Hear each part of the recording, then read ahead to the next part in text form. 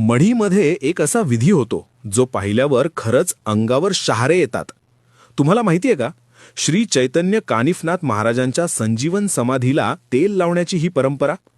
श्री क्षेत्र मढी येथे हा विधी फक्त विधी नाही, तो श्रद्धा, संयम आणि परंपरेचा साक्षीदार आहे. दुपारी नेमके 4 वाजता ग्रामस्थ आणि नाथ भक्तांच्या उपस्थितीत नाथांच्या पादुकांचा जलाभिषेक केला जातो आणि त्यानंतर शंखनाद, नगाऱ्यांचा गजर आणि आसमंत दुमदुमतो. श्री कानिफनाथ महाराज की जय. त्या जयघोषात परंपरागत पद्धतीने नाथांना तेल लावले जाते. हा विधी म्हणजे यात्रेपूर्वीचा अत्यंत पवित्र आणि महत्त्वाचा संस्कार आहे.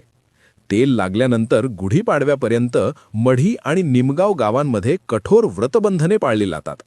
या काळात पाळली जाणारी काही बंधने: शेतीची कामे केली जात नाहीत, वास्तुशांतीचे कार्यक्रम होत नाहीत, गादी पलंगावर शयन म्हणजे झोपणे वर्ज्य असते, दाढी हजामत केली जात नाही, कोणत्याही नवीन कामाची सुरुवात केली जात नाही आणि विशेष म्हणजे घरात पदार्थ तळणे देखील वर्ज्य असते.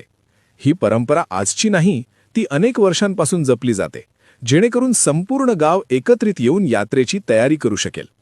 नाथ संप्रदायाचे आद्य स्थान, भटक्यांची पंढरी, श्री क्षेत्र मढी येथे 18 पगड जाती धर्माला एक समान मान दिला जातो. होळी ते गुढीपाडवा 15 दिवसांची ही भव्य यात्रा संपूर्ण महाराष्ट्राला जोडते. ही परंपरा जपणं ही आपली जबाबदारी आहे. तुम्ही मढीची यात्रा अनुभवली आहे का? कमेंटमध्ये लिहा ओम नमो आदेश. अशीच मढीच्या परंपरेची माहिती हवी असल्यास रील सेव्ह करा.